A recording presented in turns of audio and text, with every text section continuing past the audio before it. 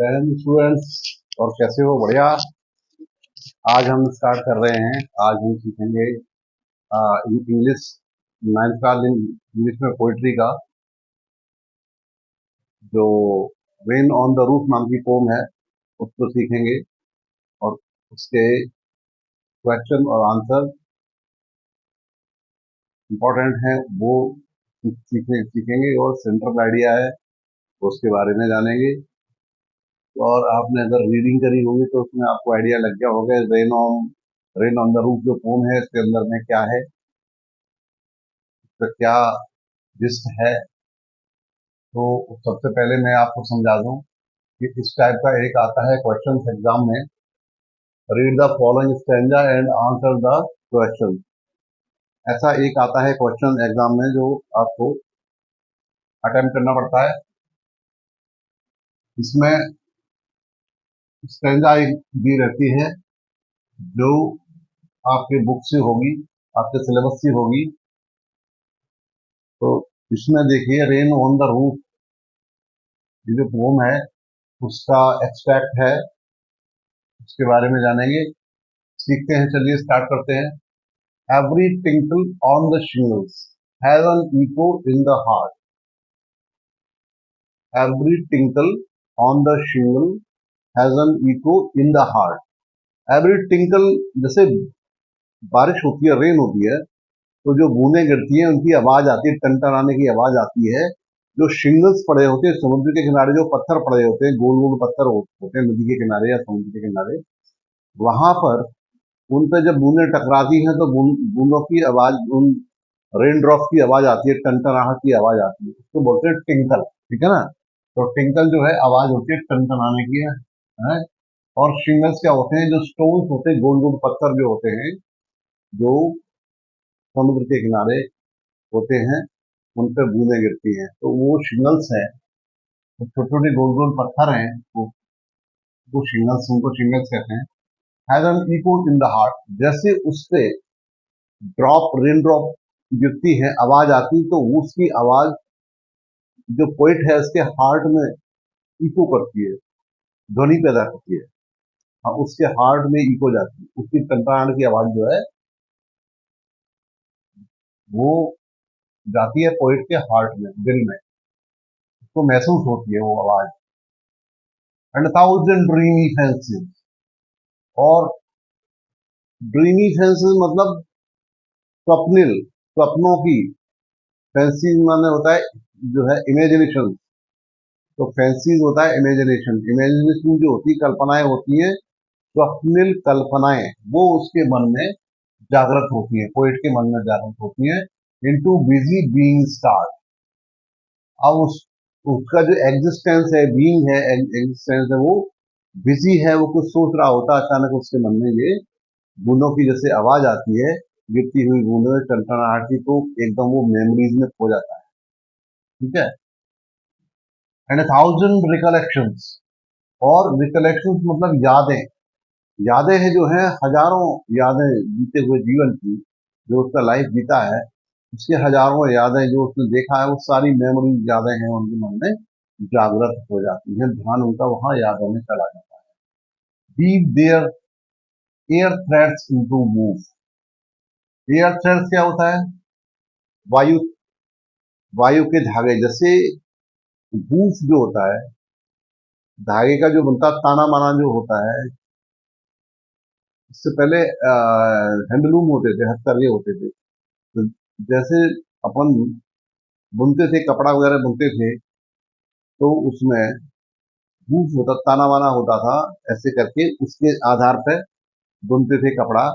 तो वही उसके जो ताना वाना है, उसके धागे हैं एयर के, मतलब हवा, जो हवा चल रही है, तो हवा में जो विचारों के जो धागे हैं वो हवा में उड़ रहे हैं, और एक मन में विचारों का ताना वाना वो बना रहे हैं। As I listen to the pattern, और जैसे ही मैं बूंदों की आवाज को, पैटर्न आवाज मतलब बूंदों की गिरने की जो साउंड है, रेन ड्रॉप गिरने की साउंड है, वो जैसे ही मैं सुनता हूँ, तो मेरे मन में एयर थ्रेड्स जो है, विचारों के धागे या तंतु हैं, वो बनने लग जाते हैं। उसका ताना वाना विचारों का मेरे माइंड में आने लग जाता है। On the rain upon the roof, जैसे ही रूफ पर, छत पर रेन की ड्रॉप्स गिरती हैं तो इनके मन में, कवि के मन में विचारों का ताना बाना बनने लग जाता है। तो इसका अर्थ ये हो गया, एक्सप्लेन कर दिया मैंने। रिकलेक्शंस माने होता है मेमोरी, यादें, स्मृतियां। ये सब वर्ड्स मैंने एक्सप्लेन कर दिए हैं आपको। आप समझ गए होंगे कि इसका क्या अर्थ है। तो एक बार फिर से रीडिंग कर सकते हैं आप। Every tinkle on the shingles has an echo in the heart and a thousand dreamy fancies into busy being start, and a thousand recollections weave their air threads into woof as I listen to the patter on the rain upon the roof. बड़ी melody है इसमें, बहुत ही musical poem है ये। अगर आप ठीक से गाएंगे तो बहुत अच्छा लगेगा, बहुत अच्छी ध्वनि निकलेगी। तो फुल ऑफ मेलोडी है। नेक्स्ट है one question, number one question है, name the poem and also name the name of the poem of the poet. तो इसमें क्या है, हमें नाम बताना है, पोम का नाम लिखना है और जिसने लिखी है पोइट का नाम भी बताना है। तो आंसर में लिखेंगे the name of the pome is rain on the roof. The name of the pome is rain on the roof and the poets name is port skinny. इस तरह से आप इसको आंसर लिख सकते हैं, ये नोटबुक में लिख लीजिए। नंबर टू क्वेश्चन है, how does the heart echo. Heart echo कैसे करता, ध्वनि कैसे करता है। तो इसका आंसर लिखा जाएगा the heart echoes with the falling of the rain on the shingle. जैसे शिंगल पे, शिंगल जो पत्थर होते हैं, गोल गोल पत्थर समुद्र के किनारे, उन पर जैसे ही रेन ड्रॉप्स गिरती हैं तो उनकी आवाज सुन के, टनटनाहट सुन के, उनकी टिंकलिंग साउंड सुन के पोइट के हार्ट में इको होती है, ध्वनि पैदा होती है। हार्ट भी उसका इको से भर जाता है। तो ये सेकंड नंबर का क्वेश्चन है, उसका आंसर है। और थर्ड नंबर का क्वेश्चन देखिए, how does the poet's mind gets busy. Poet's का माइंड बिजी कैसे होता है। तो इसका आंसर है the poet's mind gets busy with memory. उसका माइंड बिजी हो जाता है मेमोरी में, यादों में खो जाता है उसका माइंड। पिछली यादें जो मेमोरीज हैं, रिकलेक्शंस हैं, वो उसके माइंड में आने लग जाते हैं। इसको नोट करिए।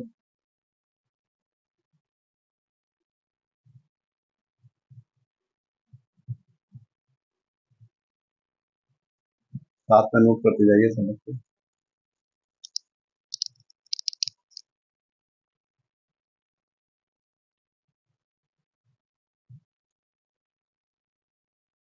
अब नेक्स्ट जो अगला क्वेश्चन है, फोर्थ नंबर क्वेश्चन, इसको लिखते हैं, which word in these lines means rectangular wooden tiles used in the roof. तो इसका आंसर है शिंगल्स। जो उनका घर है पोइट का, उसमें रेक्टेंगुलर मतलब आयताकार आकार की वुडन टाइल्स लगी हुई हैं, उन पे ऐसी ही साउंड आती है, रूफ जैसे शिंगल्स पे रेन ड्रॉप गिरने की साउंड आती है, सेम साउंड, वैसी ही साउंड जो शिंगल्स हैं ऊपर, जो ऊपर जो है वुडन की जो लगी है, टाइल्स लगी हैं, उन पे रेन ड्रॉप गिरती है तो वैसी आवाज आती है। तो इसलिए उसको हमने नाम दिया है शिंगल्स, उसको भी हम शिंगल का नाम देंगे। तो विच वर्ड इन इसमें शिंगल्स वर्ड फिट होता है। ठीक है, ये नोट कर लिया होगा। अब आगे बढ़ेंगे। The central idea. Central idea भी उतना ही इंपॉर्टेंट है जैसे ये क्वेश्चन आंसर्स हैं, इसी तरह से सेंट्रल आइडिया है, ये भी आपके एग्जाम में आता है। इसके मार्क्स अलग से मिलते ही हैं, वो आपको सीखना है, लिखना सीखना है और उसके मार्क्स आपको मिलेंगे। जैसे इसके मार्क्स अलग हैं, सेंट्रल आइडिया के मार्क्स अलग होते हैं। और एक 4 या 8 लाइन की स्टैंजा वो आपको याद करनी पड़ती है, वो भी लिखने के लिए आती है, तो वो भी आप अपने से याद कर लें। अब सेंट्रल आइडिया को मैं समझा देता हूँ। सेंट्रल आइडिया क्या है? मुख्य विचार। मुख्य सेंट्रल आइडिया मतलब मुख्य विचार क्या है, क्या पोइट का मैसेज क्या है, व्हाट इज द मैसेज। तो मैसेज जो देना चाह रहे हैं वो समझ लो। The central idea of the poem rain on the drop, rain on the roof. जो सेंट्रल आइडिया है इस पोम का, the rain on the roof, इसको किसने कंपोज किया है? Compose by Coates Kinney. इसको लिखा है, रचना की है। कंपोज मीन्स रचना की गई है, किसके द्वारा? कोटेस्किनी के द्वारा। तो इस आइडिया का, सेंट्रल आइडिया का, जिसका जो सेंट्रल आइडिया है वो क्या है? Is that lying in bed, bed में लेटा हुआ पोइट जो है, बेड में आराम से लेटे हुए हैं, in bed, listening to the rain, बारिश की बूंदें गिर रही हैं, ड्रॉप्स, रेन ड्रॉप्स गिर रही हैं, उनकी आवाज को सुन रहे हैं। Falling on the roof, roof के ऊपर जो रेन गिर रही है, रेन ड्रॉप्स गिर रही है, उनकी आवाज को वो सुन रहे हैं। Is not less than A bliss, bliss का मतलब आनंद। तो एकदम आनंद की अनुभूति होती है उन्हें, बहुत अच्छा लगता है और शांति और सुकून मिलता है, बहुत अच्छा लगता है। जैसे रेन ड्रॉप गिरती है तो उनके मन को बहुत अच्छा लगता है और वो आनंदित हो जाते हैं। Not less than A bliss, bliss से कम नहीं है, आनंद से कम नहीं है, वरदान से कम नहीं है ना। It echoes in the heart, और उसकी बूंदों की, रेन ड्रॉप की जैसे साउंड आती है तो उनके हार्ट में इको होता है, बूंदों के साथ साथ उनके हार्ट में भी वो ध्वनि पैदा होती है। And cause a thousand memories, और बहुत सारी हजारों यादगारें हैं, मेमोरीज और इमेजिनेशंस हैं, कल्पनाएं हैं, वो इनके मन में जागृत हो जाती हैं। The rain also brings back the memory of the poets mother, और रेन जब आती है, रेन ड्रॉप्स आ रही, गिर रही हैं, तो उनके मन में अपनी माँ की मेमोरी आ जाती है, माँ की याद आ जाती है।